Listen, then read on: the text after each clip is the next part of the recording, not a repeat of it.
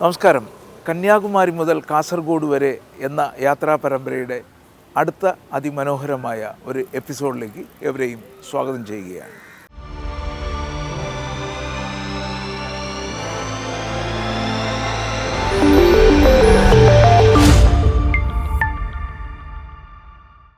ഈ പുറകിൽ കാണുന്ന ഈ കെട്ടിടമാണ് വാസ്കോ ഡ ഗാമ കൊച്ചിയിൽ വന്നപ്പോൾ താമസിച്ച സ്ഥലമാണ്. ഫോർട്ട് കൊച്ചിയിൽ താമസിച്ച സ്ഥലമാണ്. അത് മാത്രമല്ല, അദ്ദേഹത്തിൻ്റെ പരികർമ്മിക്ക് സൗജന്യമായി കൊടുത്തിട്ടാണ് അദ്ദേഹം യാത്രയായത്. ആ കെട്ടിടം ഇപ്പോൾ ഒരു ഹോം സ്റ്റേ ആയിട്ടാണ് ഉപയോഗിക്കുന്നത്. ഈ കെട്ടിടത്തിന് മറ്റൊരു പ്രത്യേകതയുണ്ട്. നമ്മൾ ഒറ്റ നോട്ടത്തിൽ മനസ്സിലാവും. പല സിനിമകളിലും കണ്ടിട്ടുണ്ട്. പ്രത്യേകിച്ച് ബിഗ് ബി എന്ന മമ്മൂക്കയുടെ സിനിമയിൽ മമ്മൂക്കയുടെ വീടായിട്ട് ഉപയോഗിച്ചിരുന്ന കെട്ടിടമാണ് നമ്മുടെ പിറകിൽ കാണുന്നത്. ഒരു പക്ഷേ ആ സീനുകളൊക്കെ ഓർമ്മ വരും. അവിടെ നിന്ന് സ്റ്റെപ്പൊക്കെ ഇറങ്ങി വരുന്നത്. ഇപ്പോൾ ഒരു മതിൽ കെട്ടി അടച്ചു എന്നുള്ളതേ ഉള്ളൂ. ആ കെട്ടിടം ഈ ഒരു സിനിമ മാത്രമല്ല, പല സിനിമകളിലും ഈ കെട്ടിടം നമ്മൾ കണ്ടിട്ടുണ്ടാവണം. ഇതാണ് വാസ്കോ ഡ ഗാമ മുൻപ് ഫോർട്ട് കൊച്ചിയിൽ വന്നപ്പോൾ താമസിച്ച സ്ഥലം.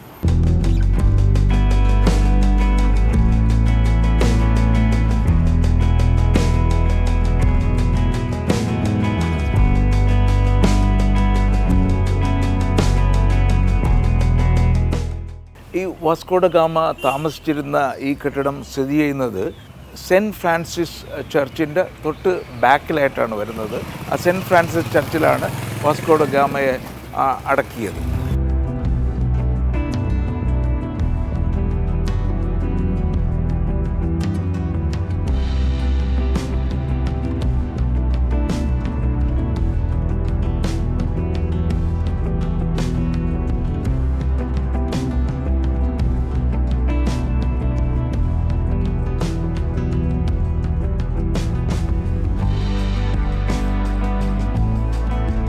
നമ്മൾ ഈ വാസ്കോ ഡ ഗാമയുടെ വീട് കാണാൻ വന്നപ്പോൾ അതിൻ്റെ തൊട്ട് അടുത്താണ് ഒരു post office.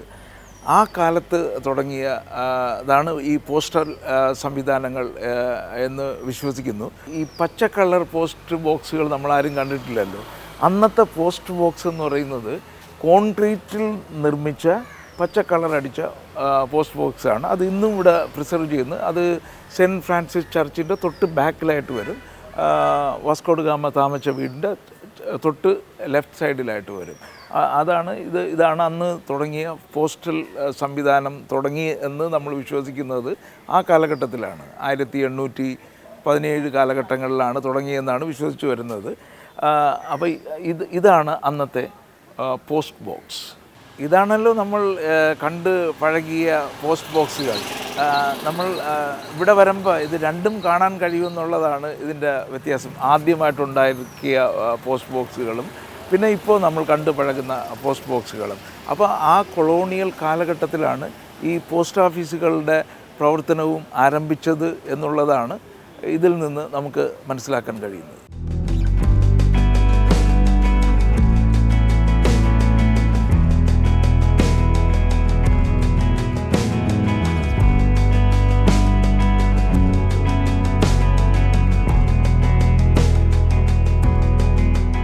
Vasco da Gama താമസിച്ചിരുന്ന വീടിന്ന് നമ്മൾ ആ സ്ട്രീറ്റിലൂടെ നടന്നു വരുമ്പോൾ നമുക്ക് കാണാൻ പറ്റുന്ന പല പല കെട്ടിടങ്ങളുണ്ട്.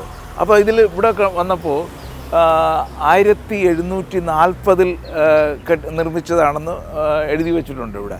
അപ്പോൾ ഇതിൻ്റെ പ്രത്യേകത എന്ന് പറഞ്ഞു കഴിഞ്ഞാൽ ഈസ്റ്റ് ഇന്ത്യ കമ്പനി, ബ്രിട്ടീഷുകാർ വന്ന സമയത്ത് ഈസ്റ്റ് ഇന്ത്യ കമ്പനി ഫോർട്ട് കൊച്ചിയിൽ അവരുടെ ആസ്ഥാനമായിട്ട് ഉപയോഗിച്ചിരുന്ന സ്ഥലമാണ്. ഈ റോഡിലൂടെ പോകുമ്പോഴത്തേക്ക് വിദേശികൾ ഇവിടെ ഇൻവേഡ് ചെയ്ത സമയത്ത് ഉണ്ടാക്കിയിരുന്ന ചേഞ്ചസ് നമുക്കിവിടെ കാണാൻ കഴിയും. കെട്ടിടത്തിലായിരുന്നാലും മാത്രമല്ല, ഒരുപാട് വിദേശികൾ ഇവിടെ വരുന്നുണ്ട്. ഡച്ചുകാരായിരുന്നാലും പോർച്ചുഗീസുകാരായിരുന്നാലും ഇംഗ്ലീഷുകാരായിരുന്നാലും അവരുടെ പൂർവികരുടെ സ്ഥലമാണെന്ന് ഓർമ്മയോടുകൂടി തന്നെ വരുന്നതായിട്ട് നമുക്ക് തോന്നുന്നുണ്ട്. അവരുടെ സ്വന്തം സ്ഥലം പോലെയാണ് അവർ ഇവിടെ ഇപ്പോഴും ആസ്വദിച്ച് നടക്കുന്നതും കാണാൻ പറ്റും. കുറേ ആൾക്കാർ ഇവിടെ തന്നെ സ്ഥിരമായിട്ട് താമസിക്കുന്ന ആൾക്കാരുമുണ്ട്. അവരുടെ പരമ്പരാഗതമായിട്ട് താമസിക്കുന്ന ആൾക്കാരുമുണ്ട്.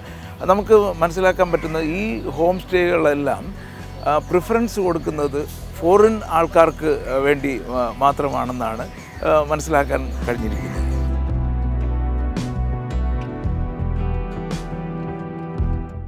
നമുക്ക് പലർക്കും ഒരു തെറ്റിദ്ധാരണയുണ്ട്, ബ്രിട്ടീഷുകാരാണ് വന്ന് ഇവിടെ പല പല വ്യത്യാസങ്ങൾ ഉണ്ടാക്കിയെന്ന്. അതിനു മുമ്പ് ഡച്ചുകാർ വന്ന് ഉണ്ടാക്കിയ കെട്ടിടത്തിലാണ് പിൽക്കാലത്ത് ഈസ്റ്റ് ഇന്ത്യ കമ്പനി അവരുടെ ഓഫീസായി ഉപയോഗിച്ചതും. ഡച്ചുകാർ ഈ ബിൽഡിങ്ങിന് ഉപയോഗിച്ചിരുന്നത് അവരുടെ കോയിൻ മേക്കിംഗ് ഫാക്ടറി ആയിട്ടാണ്.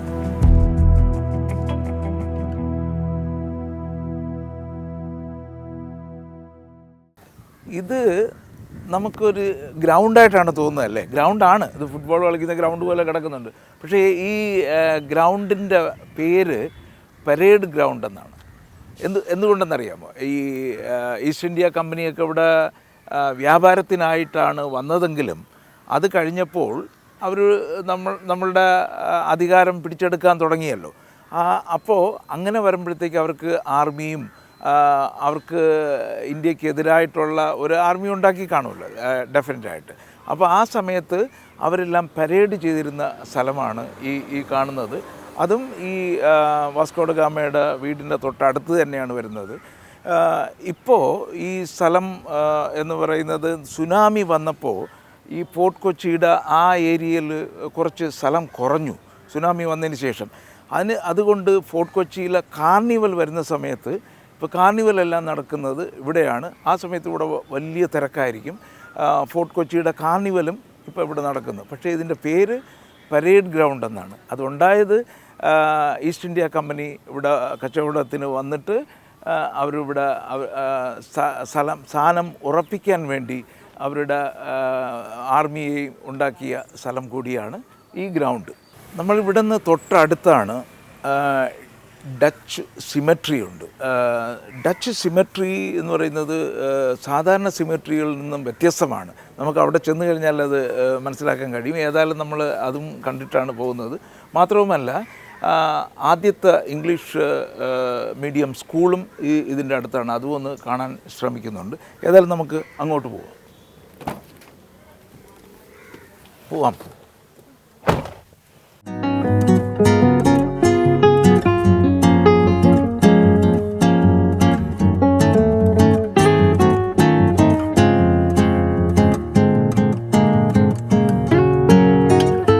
ഇതാണ് 1817 സ്ഥാപിച്ച ആദ്യത്തെ ഇംഗ്ലീഷ് മീഡിയം സ്കൂൾ. ഇത് സെൻറ്റ് ഫ്രാൻസിസ് ചർച്ച് ൻ്റെ അണ്ടറിലാണ് വരുന്നത്.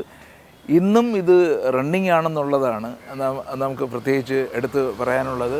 അന്നുണ്ടാക്കിയ കെട്ടിടം അതേപോലെ അവർ പ്രിസർവ് ചെയ്തിട്ട് കേരളത്തിലെ ആദ്യത്തെ ഇംഗ്ലീഷ് മീഡിയം സ്കൂളും ഇന്ത്യയിലെ രണ്ടാമത്തെ ഇംഗ്ലീഷ് മീഡിയം സ്കൂളുമാണിത്. നമുക്കിതിനകത്ത് കയറാൻ നോക്കിയതാണ്, പക്ഷേ സ്കൂൾ നടക്കുകയാണ് ഇപ്പോൾ. എന്നാലും ഇവിടെ വരുമ്പോഴുണ്ടല്ലോ 1817 ആ ഒരു കാലഘട്ടത്തിൽ ആദ്യമായി ഒരു സ്കൂളുണ്ടാകുകയും പഠിക്കാൻ വരുന്ന കുട്ടികളുടെ ആവേശവുമൊക്കെ നമുക്ക് ഇവിടെ വരുമ്പോൾ തന്നെ ഫീൽ ചെയ്യാൻ കഴിയും. നമുക്കിത് നോക്കുമ്പോൾ തന്നെ അറിയാം അന്നത്തെ അതേ കെട്ടിടം അതേപോലെ പ്രിസർവ് ചെയ്യുന്നു. മാത്രമല്ല കൊച്ചുകുട്ടികളുടെ ബഹളമൊക്കെ കേൾക്കാം അകത്തും. ഇപ്പോഴും ഇത് ഫങ്ഷനിങ് ആണ് എന്നുള്ളതാണ് ഇതിൻ്റെ പ്രത്യേകത.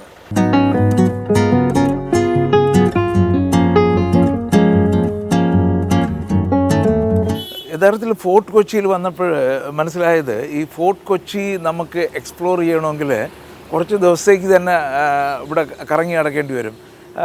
സാധാരണ വന്നിട്ട് പെട്ടെന്ന് വന്നിട്ട് പോകാൻ പറ്റിയൊരു സ്ഥലമല്ല ഫോർട്ട് കൊച്ചി എന്ന് പറയുന്നത്. കാരണം ഈ സ്ട്രീറ്റ് എന്ന് പറയുന്നത് ആംഗ്ലോ ഇന്ത്യൻസിൻ്റെ സ്ട്രീറ്റാണ്. അവർ ഡച്ചുകാരും പോർച്ചുഗീസുകാരും ഇംഗ്ലീഷുകാരും ഒക്കെ വന്നിട്ട് അവർ മാരേജൊക്കെ ചെയ്തിട്ട് ഇവിടെ കഴിഞ്ഞ ഒരു സ്ട്രീറ്റാണ്. മാത്രമല്ല, ഈ ബിൽഡിങ് നിങ്ങൾക്ക് നോക്കുമ്പോൾ ഒരുപക്ഷെ മനസ്സിലാവും പല സിനിമകളിലും പാട്ട് സീനുകളിലും. പിന്നെ കമ്മത്താൻ കമ്മത്ത് എന്ന് പറയുന്ന സിനിമ ഇവിടെയാണ് എടുത്തത്. ഗ്രാമഫോൺ എന്ന് പറയുന്ന സിനിമ അതിൻ്റെ നായികയുടെ വീടായിട്ട് എടുത്ത ഇതാണ്. കമ്മത്താൻ കമ്മത്തിൻ്റെ റെസ്റ്റോറൻ്റ് എല്ലാം ഇവിടെയാണ് ഷൂട്ട് ചെയ്തത്.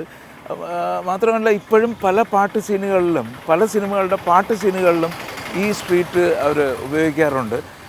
യഥാർത്ഥത്തിൽ ഫോർട്ട് കൊച്ചിയിൽ വരുമ്പോൾ നമുക്ക് ചുറ്റി നടന്ന് കാണുന്നതാണ് ഏറ്റവും എളുപ്പമെന്നത്. എല്ലാ സ്ട്രീറ്റുകൾക്കും അതിൻ്റേതായ വ്യത്യാസവും ഒരു പക്ഷേ നമുക്ക് ആ കെട്ടിടങ്ങൾ കാണുമ്പോൾ തന്നെ അറിയാം കംപ്ലീറ്റ് ഡിഫറൻസ് നമുക്ക് ഫീൽ ചെയ്യാൻ കഴിയും. ഒരു ഫോറിൻ ആർക്കിടെക്ചറിൻ്റെ എല്ലാ വ്യത്യാസങ്ങളും നമുക്കിവിടെ കാണാൻ കഴിയും.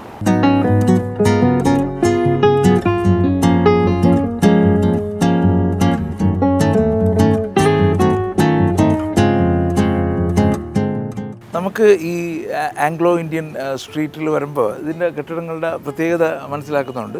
ഇതും ഒരു ഹോം സ്റ്റേ ആയിട്ടാണ്, ഇപ്പോൾ മിക്ക കെട്ടിടങ്ങളും ഒരു ഹോം സ്റ്റേ ആയിട്ടാണ് ഉപയോഗിക്കുന്നത്. ഇത് ഞാൻ ചോദിച്ചു എത്രയാണ് അവർ ചാർജ് ചെയ്യുന്നതെന്ന് ചോദിച്ചപ്പോൾ ജസ്റ്റ് 3000 റുപ്പീസാണ് പെർ നൈറ്റിന് അവർ ചാർജ് ചെയ്യുന്നത്. അത് വളരെ റീസണബിളായിട്ട് തോന്നുന്നു ഫോർട്ട് കൊച്ചിയിൽ വരുമ്പോഴുണ്ടല്ലോ. അപ്പോൾ ഈ സ്ട്രീറ്റുകളിലൊക്കെ വന്നിട്ട് നമുക്കൊരു ദിവസമൊക്കെ താമസിച്ചിട്ട് നമുക്ക് ആ സിനിമയിലൊക്കെ കണ്ട ഒരു ഫീല് നമുക്ക് ആസ്വദിക്കാൻ കഴിയും.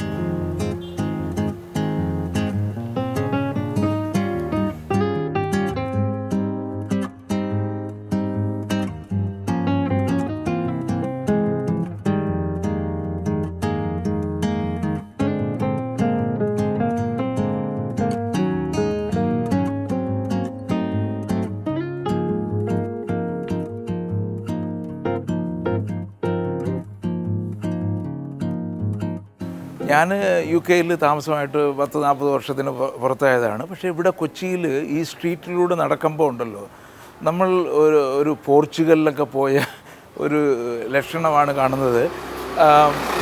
മാത്രമല്ല, നമ്മൾ നേരത്തെ പറഞ്ഞല്ലോ ആംഗ്ലോ ഇന്ത്യൻസ് താമസിക്കുന്ന സ്ട്രീറ്റാണെന്ന് പറഞ്ഞില്ലേ. ഇത് പല വീടുകളും ഇപ്പോൾ ഹോം സ്റ്റേ ആയിട്ടാണ് കൊടുത്തിരിക്കുന്നതെങ്കിലും ഇപ്പോഴും ഈ വീടൊക്കെ ഇവിടെ സ്ഥിരം അവർ താമസിക്കുന്ന വീടുകളാണ്. ആംഗ്ലോ ഇന്ത്യൻസ് താമസിക്കുന്ന വീടുകളാണ്. നമുക്ക് കാണാം ഈ കുറേ ചെടികളൊക്കെ പുറത്ത് വെച്ച് പിടിപ്പിക്കുകയും അവരിവിടെ സ്ഥിരമായിട്ട് ഇപ്പോഴും താമസിക്കുന്നതാണ്. ഇത് ഹോം സ്റ്റേ ഒന്നുമല്ല, അവരുടെ വീടാണ്. അപ്പോൾ ഫോർട്ട് കൊച്ചിയിൽ വരുമ്പോൾ ഇൻസൈഡ് റോഡുകളിലൂടെ ഒരു വാക്കിംഗ് നടന്നു കഴിഞ്ഞാൽ നമ്മൾ അന്നത്തെ കൊളോണിയലിസം ജീവിതത്തിൻ്റെ കുറച്ച് കാര്യങ്ങൾ നമുക്ക് മനസ്സിലാക്കാൻ കഴിയും. അതിന്നും പ്രിസർവ് ചെയ്ത് ഇവിടെ ജീവിക്കുന്ന ആൾക്കാരെയും നമുക്ക് കാണാൻ കഴിയും.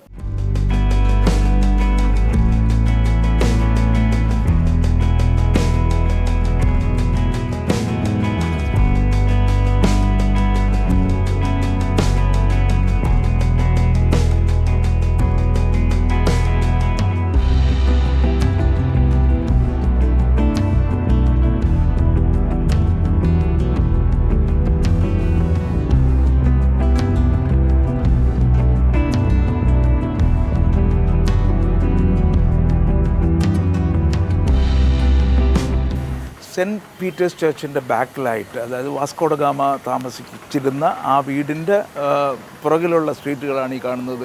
പീറ്റേഴ്സ് എല്ലി സ്ട്രീറ്റ് കാണാൻ കഴിയും. അവിടെ വന്നു കഴിഞ്ഞാൽ പ്രിൻസസ് സ്ട്രീറ്റ് ഉണ്ട്. ഇത് ഇങ്ങോട്ട് പോയി കഴിഞ്ഞാൽ ബർഗർ സ്ട്രീറ്റ് ഉണ്ട്. അപ്പോൾ നമുക്ക് ഇവിടെ വന്നു കഴിഞ്ഞാൽ അന്നത്തെ കൊളോണിയലിസത്തിൻ്റെ ഒരു ഫീൽ നമുക്കിവിടെ കിട്ടാൻ കഴിയും. നമ്മളുടെ ഈ കെട്ടിടങ്ങളെല്ലാം നോക്കിക്കഴിഞ്ഞാൽ തന്നെയും നമ്മൾ കേരളത്തിലോ കൊച്ചിയിലോ നിൽക്കുന്ന ഒരു ഫീലല്ല ഇതിനകത്തോട്ട് വന്നു കഴിഞ്ഞാൽ കിട്ടുന്നത്. അപ്പോൾ ഇവിടെ എല്ലാം ആംഗ്ലോ ഇന്ത്യൻസ് താമസിക്കുന്നു. മാത്രമല്ല, വിദേശികൾ ധാരാളം ഇവിടെ വന്നിട്ട് ആ പല വീടുകളിലും ഹോം സ്റ്റേ ആയിട്ടുള്ള സ്ഥലങ്ങളിൽ അവർ എത്ര കാശ് കൊടുത്തും അവരുടെ ഒരു സമയത്ത് കൊളോണിയലിസത്തിൻ്റെ ഒരു അയവിറക്കാൻ വേണ്ടി തന്നെ താമസിക്കുന്നു എന്ന് നമുക്ക് പറയാൻ കഴിയും.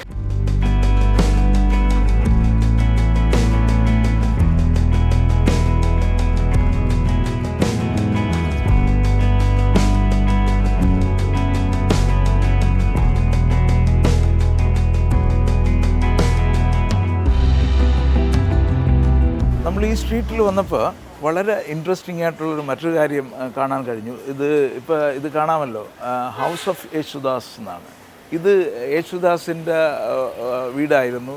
അദ്ദേഹം ഇത് വിറ്റ സമയത്ത്, അതും വളരെ ഇൻട്രസ്റ്റിംഗ് ആയിട്ടുള്ള കാര്യമാണ്, ഇത് എത്ര മോഡിഫൈ ചെയ്താലും എന്തൊക്കെ ബിൽഡിംഗ് ഉണ്ടാക്കിയാലും അദ്ദേഹത്തിൻ്റെ അമ്മ നട്ട ഒരു മാവുണ്ട്, അത് മുറിക്കാൻ പാടില്ല എന്നുള്ള എഗ്രിമെൻറ്റോടു കൂടിയാണ് ഈ ബിൽഡിങ് വിറ്റത്.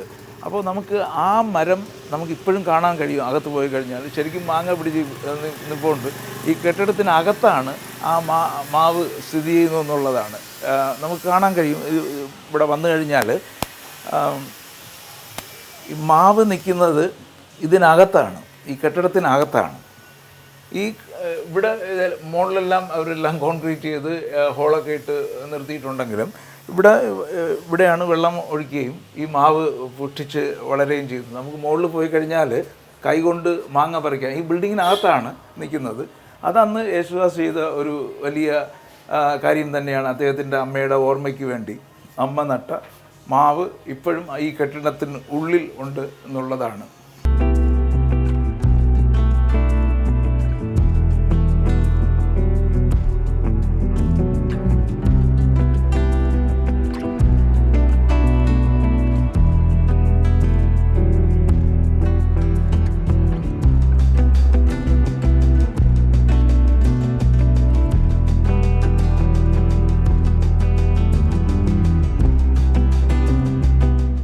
ഇതിപ്പോൾ ഹോം സ്റ്റേ ആയിട്ടാണ് ഉപയോഗിക്കുന്നത്. ആൾക്കാർക്ക് ഇവിടെ വന്ന് താമസിക്കാൻ പറ്റും. ഇവിടെ വന്നു കഴിഞ്ഞാൽ കാണാം, യേശുദാസിൻ്റെ ഫോട്ടോ ഒക്കെ വെച്ചിട്ടുണ്ട്. അതുകൊണ്ട് ഫോർട്ട് കൊച്ചിയിൽ വരുമ്പോൾ ഒരു താമസ സ്ഥലമായിട്ടും ഉപയോഗിക്കാം ഇത്.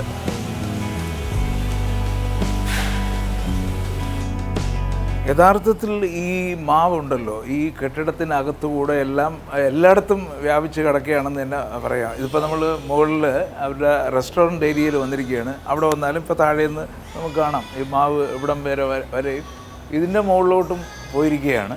അപ്പോൾ ഈ കാണുന്ന എല്ലാം കറക്റ്റ് ഇത് മുറിക്കാതെ ഈ വിൻഡോയുടെ അകത്തൂടെയൊക്കെ പോയി മുകളിലോട്ട് പോയിരിക്കുകയാണെന്നുള്ളതാണ്. നമുക്ക് മുകളിൽ പോയി കഴിഞ്ഞാൽ ഒരു പക്ഷേ കൈകൊണ്ട് മാങ്ങ പറിക്കാൻ പറ്റും.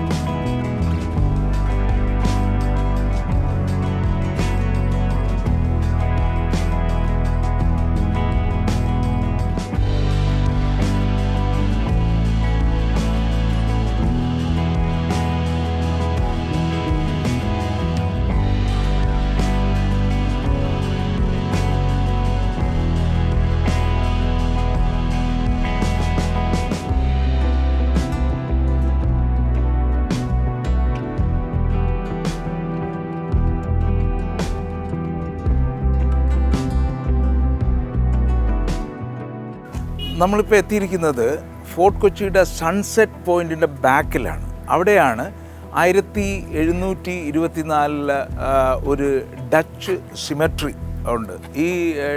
ഈ സിമെട്രി നമ്മളൊന്ന് വന്നതിൻ്റെ പ്രധാന കാരണം ഇവിടെ ചെയ്തിരിക്കുന്ന ടോംസൊക്കെ ഉണ്ടല്ലോ വളരെ വ്യത്യസ്തമാണ്. അതായത് നമ്മൾ നോർമൽ കാണുന്ന ടോംബുകളെല്ലാം സാധാരണ കിടത്തി അങ്ങനെ സ്ലീപ്പിംഗ് മോഡിലാണല്ലോ ടോംബുകൾ ഉണ്ടാക്കുന്നത്. ഇവിടെ നമുക്ക് കണ്ടു കഴിഞ്ഞാൽ ഇവിടെ സാധാരണ നമ്മൾ കാണുന്ന കണക്കുള്ള ടോംസും ഉണ്ട്, കൂടാതെ ഇരുത്തി ഉള്ള ടോംസ് ഉണ്ട്, ഫുൾ നിന്നുകൊണ്ടുള്ള ടോംസും ഉണ്ട്. അപ്പോൾ ഇതിൽ ഈ പല സിനിമകളിലും നമ്മളിത് കണ്ടിട്ടുമുണ്ട്. ഈ ബോഗൻ വില്ല എന്ന് പറഞ്ഞൊരു സിനിമ ഈ അടുത്ത സമയത്ത് ഉണ്ടായിരുന്നില്ല, അതിലെ പാട്ട് സീൻ എടുത്തിരിക്കുന്നത് ഇതിനകത്ത് വെച്ചിട്ടാണ് എടുത്തിരിക്കുന്നത്. അതുകൊണ്ട് ഇവിടെ വരുമ്പോൾ നമ്മൾ പല സ്ഥലങ്ങളും പലരും വരുമ്പോഴത്തേക്ക് മിസ്സായി പോകാറുണ്ട്. അതുകൊണ്ട് ഇതെല്ലാം പ്രത്യേകിച്ച് പറയുന്നത് ഇതെല്ലാം ഒരു അടുത്തടുത്ത് തന്നെയാണ്. നമുക്ക് കുറച്ചുള്ളിലേക്ക് കയറണമെന്നുള്ളതേ ഉള്ളൂ. ഇതിപ്പോൾ വരുന്നത് ഫോർട്ട് കൊച്ചിയുടെ സൺസെറ്റ് പോയിൻറ്റിൻ്റെ തൊട്ട് ബാക്കിലായിട്ടാണ് വരുന്നത്. അപ്പോൾ ഇതാണ് ഈ ഡച്ച് സിമെട്രിയുടെ പ്രത്യേകത. ഇവിടെ എഴുതി വെച്ചിട്ടുണ്ട് 1724 ഇത് നിർമ്മിച്ചതെന്ന് പറഞ്ഞിട്ടുണ്ട്. നമ്മൾ പല സിമെട്രികളും കാണാറുണ്ടല്ലോ, പുതിയ ഗ്രാനൈറ്റിലുണ്ടാക്കിയ ഭയങ്കര പോഷായിട്ടൊക്കെ ഉണ്ടാക്കിയ പല സിമെട്രികളും ഇടിഞ്ഞു പൊളിഞ്ഞൊക്കെ കിടക്കുന്ന കാണാം. പക്ഷേ ഇത് നോക്കിക്കഴിഞ്ഞാൽ 1724 സിമെട്രികൾ എന്ന് പറയുന്നത് ഇന്നും വളരെ സ്ട്രോങ് ആയിട്ടിരിക്കുകയും ഇനിയും 100 കണക്കിന് വർഷങ്ങൾ ഇതേപോലെ പ്രിസർവ് ചെയ്ത് വയ്ക്കാൻ പറ്റുന്നതുമാണെന്ന് നമുക്കിവിടെ വന്ന് നോക്കിയാൽ തന്നെ മനസ്സിലാക്കാൻ കഴിയും. ഈ സിമെട്രിയിൽ വന്നപ്പോൾ മറ്റൊരു പ്രത്യേകത നമുക്ക് കാണാൻ കഴിയുന്നത്, എല്ലാ സിമെട്രിയിലും പോയി കഴിഞ്ഞാൽ നമുക്ക് ക്രോസ് കാണാൻ പറ്റും, കുരിശ് കാണാൻ പറ്റും. പക്ഷേ ഈ ഡച്ച് സിമെട്രിയിൽ ഇവിടെ എങ്ങും ഒരു കുരിശ് കാണാനേ കഴിയുന്നില്ല.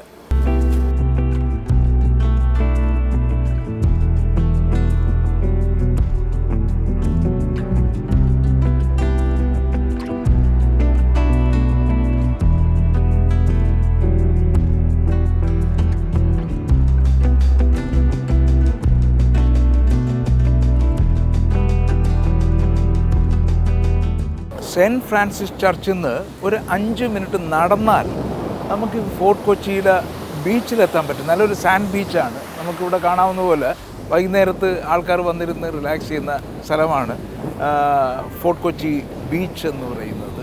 നമുക്ക് ഈ ഫോർട്ട് കൊച്ചിയിൽ വന്നു കഴിഞ്ഞാൽ നമുക്ക് ഒരു സൈഡിൽ നമുക്ക് വെമ്പനാട്ട് കായലിൻ്റെ ഭംഗി ആസ്വദിക്കാം.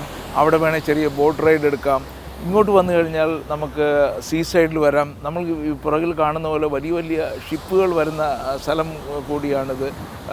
ഈ കണ്ടെയ്നർ വരുന്ന സ്ഥലങ്ങളുണ്ട്. തൊട്ടപ്പുറത്ത് തന്നെയാണ് കണ്ടെയ്നർ ലോറികളെല്ലാം പാർക്ക് ചെയ്തിരിക്കുന്ന സ്ഥലങ്ങളും.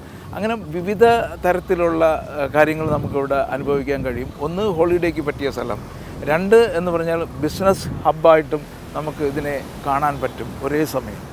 തുടർച്ചയായി 3 യൂറോപ്യൻ രാജ്യങ്ങളുടെ കൊളോണിയൽ ഭരണം നടന്ന സ്ഥലമാണ് ഈ ഫോർട്ട് കൊച്ചി.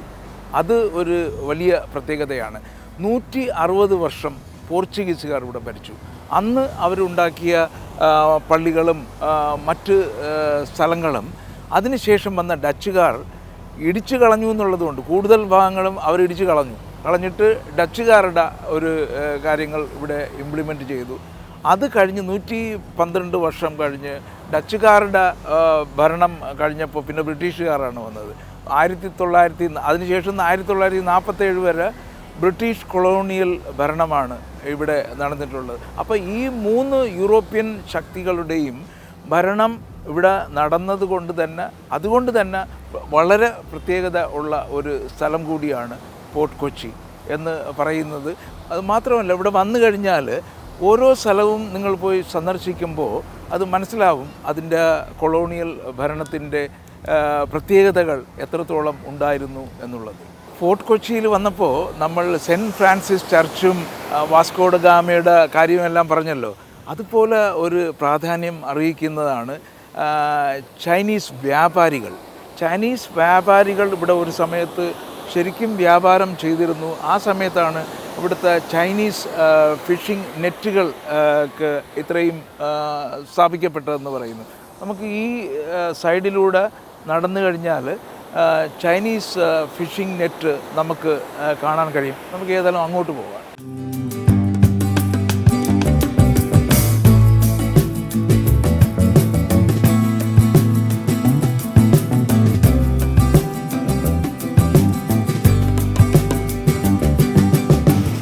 ഫോർട്ട് കൊച്ചിയിൽ ഈ കടലിൻ്റെ തീരത്തൂടെ ആളുകൾക്ക് നടക്കാനും വന്നിരിക്കാനും ഒക്കെ ഉള്ള നല്ല കോൺക്രീറ്റ് ഇട്ട സ്ഥലമാണ് ഒരുക്കിയിരിക്കുന്നത്. അപ്പോൾ ഈവനിങ് വാക്കിന് പോകണമെങ്കിൽ തന്നെ ആൾക്കാർക്ക് ഇവിടെ വന്നിട്ട് ഫോർട്ട് കൊച്ചിയിൽ ഈ സൈഡിൽ കൂടെ നടന്നു കഴിഞ്ഞാൽ കടലിൻ്റെ നല്ലൊരു ബ്രീസും കിട്ടും, ഒരു മനസ്സിനൊരു ശാന്തിയും കിട്ടും.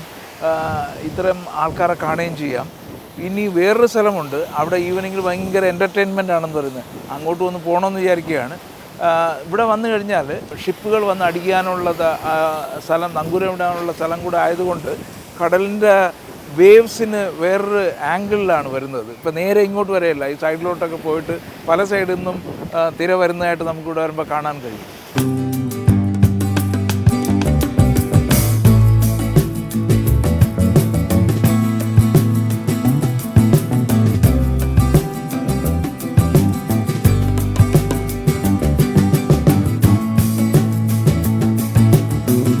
പതിനാലാം നൂറ്റാണ്ടിൽ ചൈനീസ് വ്യാപാരികൾ ഇൻട്രൊഡ്യൂസ് ചെയ്ത ഒരു ഫിഷിംഗ് മെത്തേഡാണ് നമ്മുടെ ഈ പുറകിൽ കാണുന്ന ചീനവലകൾ എന്ന് പറയുന്നത്. ഇത് പ്രവർത്തിക്കുന്നത് തന്നെ തടികളാണ് നമ്മൾ താഴെ നാട്ടിയിരിക്കുന്നത്.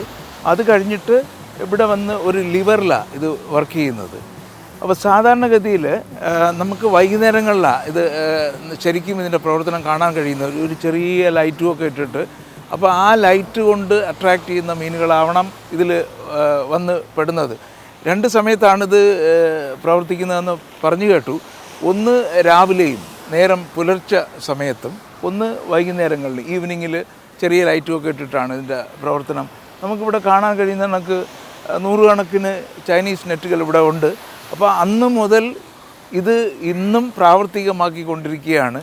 ഇത് ഒരു പക്ഷേ മറ്റ് സ്ഥലങ്ങളിലൊന്നും ഇപ്പോൾ കാണുന്നില്ല. മറ്റ് രാജ്യങ്ങളിലൊന്നും ഇതുള്ളതായിട്ട് അറിയത്തുമില്ല. ഒരുപക്ഷെ ഇതിപ്പോൾ ഇങ്ങനെ ഒരു ഫിഷിംഗ് സംവിധാനം ഇവിടെ മാത്രമേ ഉള്ളൂ എന്ന് തന്നെ സംശയിക്കേണ്ടിയിരിക്കുന്നു.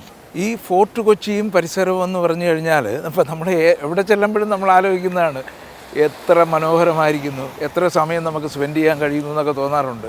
പക്ഷേ ഇവിടെയും വന്നു കഴിഞ്ഞാൽ നമുക്ക് ഒരു ഈവനിങ്ങോ 2 ഈവനിങ്ങോ ഒക്കെ ഇവിടെ വന്നിരുന്നിട്ട് നല്ലപോലെ ആസ്വദിക്കാൻ പറ്റും, അല്ലെങ്കിൽ ആഘോഷിക്കാൻ പറ്റും. ഇവിടുത്തെ ഈ ഫെറി സർവീസ് ഉണ്ടല്ലോ, അത് റിയലി ഒരു ആഘോഷമാണ്. നമുക്ക് നേരത്തെ ബുക്ക് ചെയ്തിട്ട് വന്നു കഴിഞ്ഞാൽ ഈവനിങ്ങിൽ അവർ നമ്മളെ ഇവിടെ നിന്ന് കൊണ്ടുപോകണു. അതിനകത്ത് ഡിന്നറും ഡാൻസും ഡിസ്കോയും ഒക്കെ ഉള്ള വലിയ വലിയ ക്രൂസ് ഷിപ്പുകളാണ് പോകുന്നത്. അതിൽ പോയി കഴിഞ്ഞാൽ കടലിൻ്റെ ഉള്ളിൽ പോകുന്നു, അവിടെ നമ്മൾ സൺസെറ്റ് കാണുന്നു. അത് കഴിഞ്ഞ് ഡിന്നറും പാട്ടും ഡാൻസും ഒക്കെ ആയിട്ട് നമ്മൾ രാത്രി ലേറ്റായിട്ട് തിരിച്ചിവിടെ വരുന്നു. അതും ഒരു എക്സ്പ്ലോർ ചെയ്യാൻ പറ്റിയ ഒരു അവസരമാണ് ഇവിടെ വന്നു കഴിഞ്ഞാൽ. ഞങ്ങൾ ഏതായാലും കൊച്ചിയുടെ മറ്റൊരു ഡെസ്റ്റിനേഷനിലേക്ക് പോവുകയാണ്.